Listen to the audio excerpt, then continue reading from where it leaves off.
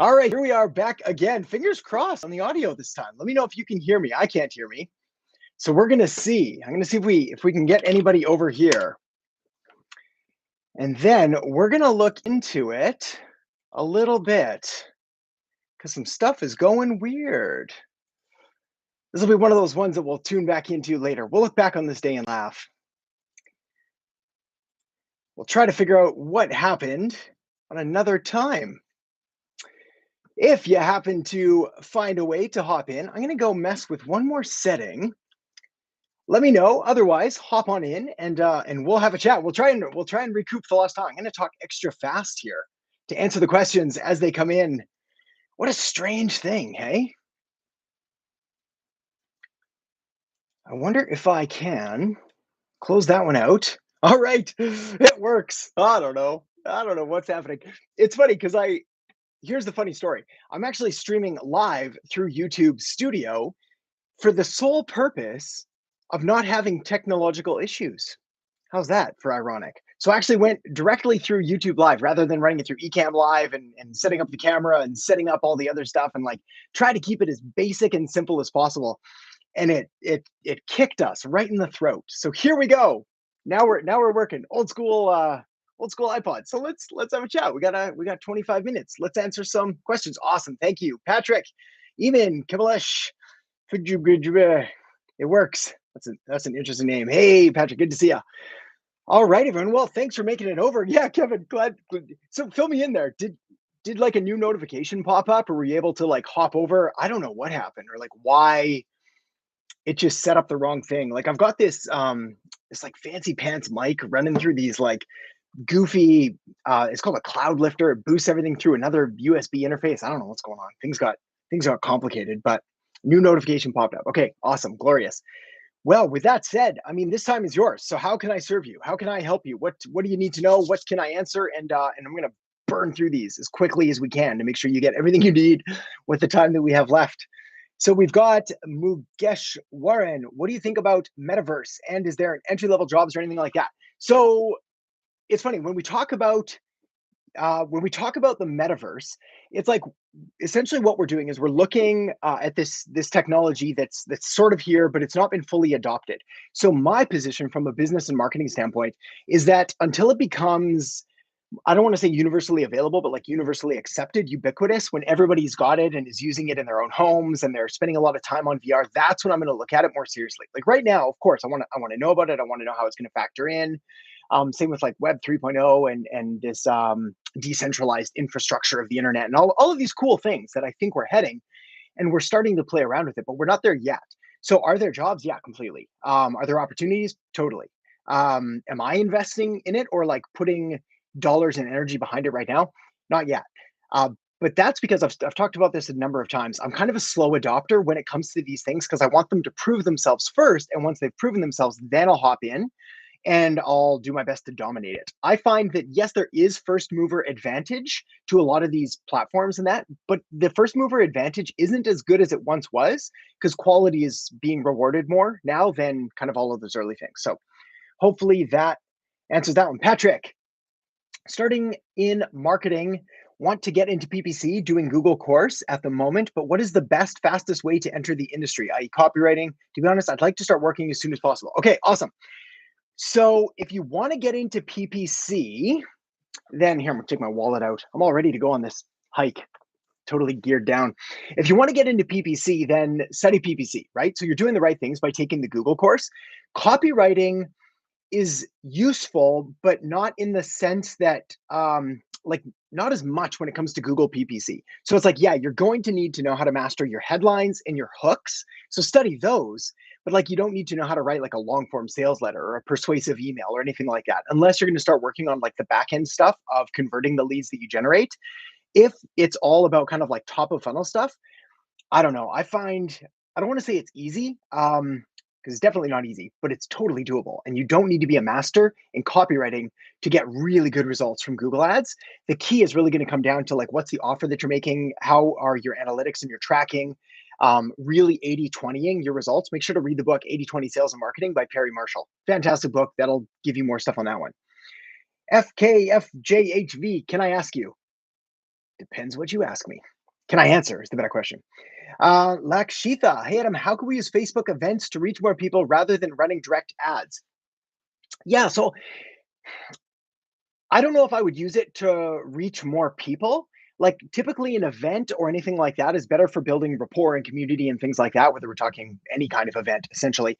I still would prefer to run direct ads to generate the lead and then have kind of like any of the offset byproduct of brand building and things like that be secondary to me actually generating a lead and generating a sale from it. So I'm not against them, but there's better options: lead ads, call ads, ads that click to message. Just actually made a video on this um, yesterday, I think, went live. Vcash, I've been looking for clients on LinkedIn for 2 months, but I'm not getting clients for digital marketing like Google ads, Facebook ads, YouTube channel management. Okay, so here's the thing, my friend. If you're doing the same thing as like 99% of people are doing to me on LinkedIn, that explains everything. So what ends up happening is I like LinkedIn. I think it's cool. It can be done right, but I like never check my messages. And the reason is because it's a pitch fest. Like if I log in there, all it is people being like, Adam, let hire me and I'll do this thing for you. Adam, can I send over this thing? Adam, do you have half an hour free next week to talk about da da da? Bit of a tip: no one has half an hour free. And if they have half an hour free, they're not going to spend it talking to someone that they don't know to be pitched something that they may or may not need or think they want. So, like, that's wrong already. The way to do it, it's going to be kind of good old fashioned content marketing. So, if you've got results and client results before with Google ads, Facebook ads, YouTube channel management, first of all, I'd probably pick one or two. So it's like YouTube channel management is going to be very different than Google ads and Facebook ads. Google ads and Facebook ads, you might be able to sort of go after the same market, but then there's going to be a market just for Facebook ads and a market just for Google ads. But YouTube channel management, totally on the side. Like, what are your success stories? What are your results there? Then you're going to have to prove it, right? So it's like case studies, a lot of content, but like cold messaging people on LinkedIn is possibly my least favorite marketing strategy ever. Maybe next to cold calling. Even cold email works better than cold LinkedIn messaging, just because it's become this like cesspool of spamminess that comes through. It's crazy, the stuff that comes through. I never want to call anybody out directly, so I've never screenshotted some of the stuff that I get, but maybe I will, and like hide their names and hopefully any other details. But like you'd be shocked. Like if anybody ever sent that to you, you'd be like, there's no way I'm ever responding to that. So try to be empathetic and put yourself in your client's shoes. What do they need to see? And then possibly look at different avenues. Like maybe LinkedIn's not going to be the best spot for the way that you communicate. Architectural sheet metal, looking to get some cash flow going. I've started making my tool list I plan on giving away to help build my email list. How do we know we are headed towards positive growth? Um, Depends on the metrics that you set for yourself. So it's like if you're building your email list, then the KPI, key performance metric, that you're going to be tracking is email list growth. So that one's pretty easy. Then what I would do is I would start tracking the numbers of like, all right, well, if I get someone on my email list and I email them 3 times a week, following the principles that Adam talks about and preaches all the time, how many of those are going to result in a purchase or a customer or a sales call? And then of those, say, sales calls, how many convert to a client or whatever it is? And then I can start to reverse engineer the process, knowing like, I don't know, a customer's worth, let's say for easy math, we'll say $1,000. Okay, well, maybe I have a sales call and I convert 1 in 2. So now I need a sales call is worth $500, and then I need 100 leads at $5 a pop, and then we're gonna be okay. We're gonna break even at least at that number, and then we can work on optimizing our cost per lead there. But if you've got a list, a tool list, the first thing I'd probably do is start running, especially if you're going to be running ads, would be like Facebook lead ads, giving away that lead magnet, and then I would test different lead magnets to see which one struck better. Vcash and YouTube search engine optimization. I've been putting content on LinkedIn for the last month. Please tell me what kind of content to bring clients from LinkedIn. So it's the same kind of content as for everything. It's valuable content that relates to their problems and how you're able to solve those problems for them. So first of all, I'm not a huge fan of YouTube search engine optimization, so I might even steer you in another direction there. Most of the people that know what they're doing on YouTube, everyone really, has moved away from SEO, and they've been moving away from that for like the last 2 years. There's still some people like hanging on to that's the strategy, and it's okay if you're first getting started, but it's like suggested and browse, and that's become such a more advanced and competitive field. I might not start there. I don't think that's the best path for it, but Even if you wanted to do it, it still has some merit.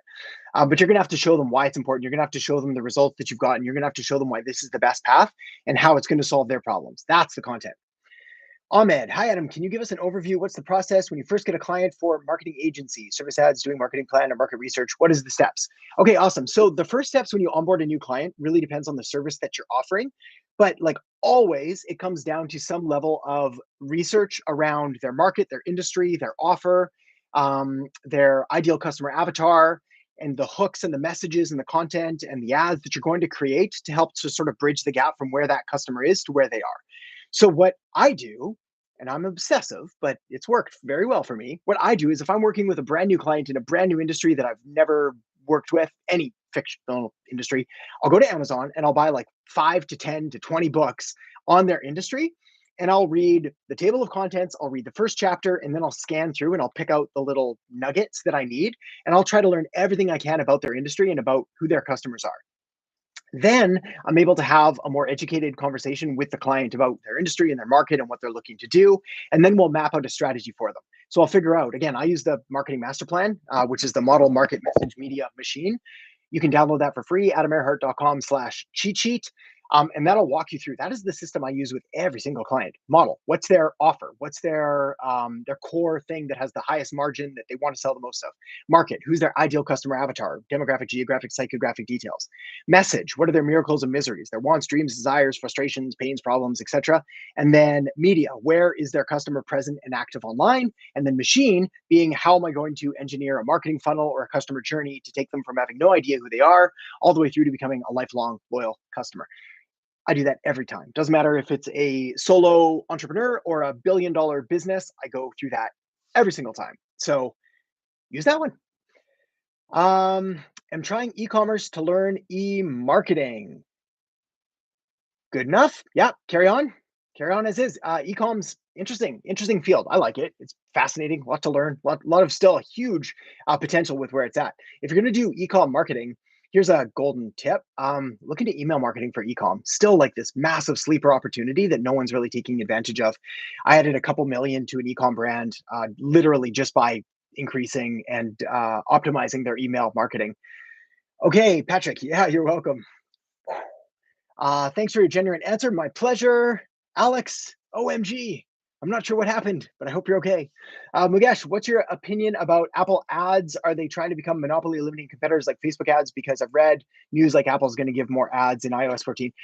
Yeah, so my opinion, not directly related to this ad platform, but every ad platform, they all want to become the only one. So there's always going to be new ones that come on the scene, and they're always trying to take away market share and share of attention. So yeah, they've figured out kind of the secret of like, there we go. Oh, Siri's popping in. There we go. Let me know if you can still hear me. I'm not just talking to myself. But essentially, every ad platform always wants to dominate the market, and they're going to do whatever they can. If you own the platform, Apple's realized this, is they have a considerable amount of control to show people what they want. Facebook realized that too, and Google realized that. Everybody figures this out. Totoro, hi Adam. I'm a fresh graduate who want to work in SEO. What advice would you like to give people like me? I'm just starting to learn SEO. Okay, right on. So best answer there is, Alex, I have no idea what your question was. Copy and paste it for me again because I'm not seeing it.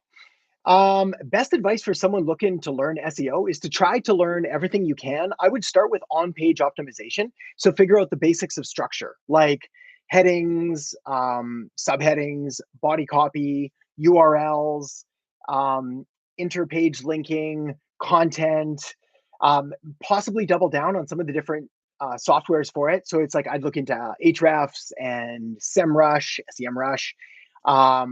There's some others that would be good to look at, probably Majestic SEO, Moz, like any of those. Start to learn some of those softwares as well, and then see and start to do research on learning like the domain authority versus page ranking versus domain ranking. They're all going to have their different kinds of things. But if you can to look into those and start to learn not only the software, but how to structure a page, you can do a lot of damage with just on-page SEO optimization. And then later you can beef that up with like off-page stuff. Also, start looking into, if you really want to get like a quick, easy win, do local SEO first. So find like a niche in a smaller town, say 100,000 people or less, and start ranking different sites there. and you'll learn very quickly like what works and what doesn't and what links are valuable. Phenomenal, by the way. Like I started my first business, first agency service was like web design, and then I moved to SEO very quickly. I love SEO. Like it's amazing. In fact, if I often pose myself the question, like if I had to start over, what would I do? And so many ideas, but one of them is definitely like another SEO agency. Miko, do you think 100% of businesses should use Facebook and IG no matter their target audience? Nope, not at all. Of course not. Nope. You're if none of your people are on Facebook or Instagram, don't use it. That said, most people are kind of on Facebook and Instagram. So unless you're serving like a really young demographic, but yeah, that's the same with everything. I don't believe any business should use every platform no matter what, whether we're talking about YouTube, which I sincerely believe is like the greatest opportunity for businesses ever. It's powerful, and it's only becoming more powerful in like the next 3, 4, 5 years. We're kind of at this early stage, but even then, if you hate video, yeah, don't do it. Uh, Dan, when you get leads through Facebook ads, what are your ways to nurture these leads and eventually turn them to actual paying clients? Okay, so that one is simple. Let me see if I can give you this. And it is this software that I'm going to put in the chat. Click that link. It gives you an extended free trial. That is what I use with all of my agencies. It's what I use for Facebook lead ads to turn them into email and SMS conversations that puts them into a pipeline that converts them into leads. Phenomenal. There's nothing I've found that's better yet. If I do, I will change my mind. But for now, that's the best one. Vikash, I was talked to by a client for YouTube channel management, but he did not reply back after sending a business proposal. I've followed him 4 times, but no reply is coming. What to do? Give up and probably move on. You might be able to send one more message and be like, hey, just final call before I close your file here. That's one of my favorite lines. But then I would say, hey, let's you just got to move on. Like they ain't happen. Alex, can you say me what the future of digital marketing? Can you say me, I am afraid the future of digital marketing? Please answer my full question. I'm not sure I fully understand. I don't know why you would be afraid of the future of digital marketing. It's kind of proven itself. It continues to get stronger. So the future of digital marketing is going to continue to evolve. We will be looking at things like Metaverse and Web 3.0 and decentralized networks and et cetera, and more control of the data. We're going to look at also greater privacy and greater issues around tracking and pixels and things like that. I'm not afraid of any of it. I don't think you should be either. It's going to be fine. You're just going to have to learn and evolve and adapt. But marketing is always going to be here. Miko, let me see. So many questions, my friend. If I missed it, I think I hit it, to be honest with you. Feel free to drop it in again, but I think I got your question. Philip, what's the difference between marketing and business objectives? So business objectives are high level things like probably growth and sales and market share and maybe increasing this perception or whatever it is. Marketing tends to be a little more specific. So marketing is a sub function of overall business. So it's like under business, you might have like legal and HR and accounting and IT and whatever else and marketing, of course. So the marketing stuff's going to be things like sales, leads, whatever KPIs you assign to it there, but all of it's going to lead into business function. And the better that you're able to show how your marketing is growing the business, the better you're going to do. Cab de Kadir, dude, would you recommend copywriting? Yep. Easy answer. Yeah, everything's copy. Like everything that we do in marketing has to do with the communication through the communication of value through the words that we write, that we say, that we record. It's all copy. So the more that you can learn it and the better you understand how it works and why it works, the better all of your marketing is going to do. Selva, among people who teaches tools and making data entry people instead of marketer, you are actually teaching marketing. Appreciate work. Oh, thank you, my friend. Totoro, thank you so much. Yeah, my pleasure. Miko, never mind, you didn't miss it. I thought so. I thought I got it. Architectural sheet metal. If you were to start an online business, what would you laser focus on? Oh man, so it's like so many things. That would be the hardest thing for me, I think, is like as you grow, you start to see opportunities everywhere, and there's so many opportunities. I think if I had to pick one today, and it might be different tomorrow, but like that local SEO agency, that's kind of a slam dunk for me. That's like a multi 6, 7 figure business right there. The next thing I would do is I'd probably look at untapped, uncompetitive, ugly industries. So it's like anything around an industry that is not necessarily like super sexy that people want to get into would be something I would look at. So this is not online, but offline to give you an example. like garbage delivery services, storage to a certain extent, um, anything around like blue collar trades, say plumbing or roofing, anything that people aren't necessarily drawn to, but is massive, like a huge industry, billions and billions of dollars. But people want to do fun stuff. They want to make things about like video and photography and sports and all the cool things, fashion and beauty and things like that. But you'll find the money is often in the areas that people don't want to go to. So I'd take a look at those. Vikash, you are most welcome. Shivam, affiliate marketing. Yeah, totally. So here's the thing with affiliate marketing. I talked about this last week as well. If you already have an existing business and you want to tack on affiliate marketing to it, I'm all for that. But if your sole business is affiliate marketing, best recommendation is to find very uncompetitive niches to pursue. Because when you start pursuing like very, very competitive ones, you'll find that they're dominated by like pro marketers. So anything around like finance or marketing or business. I don't do a lot of affiliate marketing, but like I want you to imagine like I'm kind of the competition that you'd be going up against, someone that just has nerded out about this stuff forever. So it's like you don't want that. That's not making your life easy. You want to go after the things like learn how to knit or learn how to grow an orchid or learn how to, I don't even know. I think iPhone photography even now is huge, but like find one of those. Okay, Mirza, I'm a beginner and I'm not sure what niche to choose in digital marketing. Can you please suggest one? I wish I could. Your best bet is to figure out, like, to take a look at all the different ones and find the one that's most appealing to you, because you're going to be different than I am. But you're going to need to find the area that aligns with your skills and your interests. So it could be data and analytics, could totally not be, and be content and social media. If we talk about social media, it could be Instagram, Facebook, LinkedIn, TikTok, Twitter, whatever. It could be, then we say we choose Facebook. It could be a certain segment of that. So it's like you can start to look at all of the different ones, which is what I recommend. Like take a look at every single different one of them, find the ones that you find most interesting, and then just start to like peel back the layers of the onion a bit, getting a little bit deeper. Tab D Kadir, copywriting for losing belly fat. Yeah, that's like, again, probably one of the most competitive ones out there. I should have said anything around like finance, money, anything around like fat loss. I probably would not pursue that one. And then like dating, relationships, things like that. Those are incredibly competitive ones. Best books for marketing, please. So many. I've got a list. Let me give you. Let me see if I can find it here quickly. I think this is it. This is some of the best ones, and I've got it. Oh, thank you very much for the donation. I'm taking all the donations, by the way, just so you know, and they all go to a local food bank that helps to feed kids before school. So thank you, my friend. We fed some kids today. I put a list of the books there. Basically, I've got them organized by different categories. I'm like marketing, psychological marketing, advertising, content. I should probably update it, but then again, the basics and the classics are always good. So you can start there. Cab de Kadir, dude, you pronounce my name. That's amazing. That's amazing. That's wicked. Good. Miko, when trying to make a business better, where do you start? So you start at an area called theory of constraints.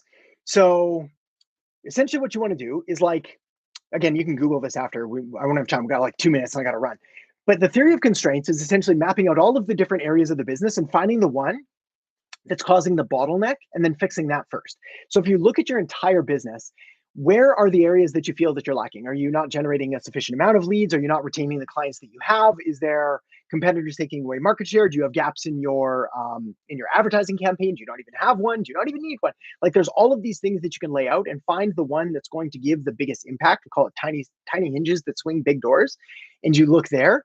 I can go into more detail later because I think it's a fantastic question to talk about. But if you take a look at like theory of constraints, essentially you're looking for that weak link that's holding your entire business back. Okay, one or two more questions if I can. Oh, Patrick, thank you very much, my friend. More kids being fed, feeling good. Priya, if you were able to meet your 19-year-old safe today, what would you advise him? That's a great question. Let's answer that one and then I'm going to run because I have 1 minute and that's a very important question that I think about a lot. What would I do? I think I would tell him to, and this is going to be a little weird because I work so hard now, but I think I'd tell him to work a little bit harder because skills and the acquisition of valuable skills, they compound over time. So if I could go back, it's like my 20s were they were good. Like I had a really good job flying business jets, made a lot of money, spent a lot of money that I probably shouldn't have, should have probably saved and invested it better. But I also wasted a lot of time. It's like I watched a lot of hockey, played video games, probably a bit too much. Didn't like I read a lot of books, but I didn't really apply what I could have and should have. And I just think like if I had an extra 10 years to go back and knowing what I know now, it would just be insane, like the results. So I think if I was 19, I would start really looking at things that I was interested in and doubling down on acquiring all of the skills that I could around those areas, knowing that I'm going to be able to leverage them for decades and decades to come.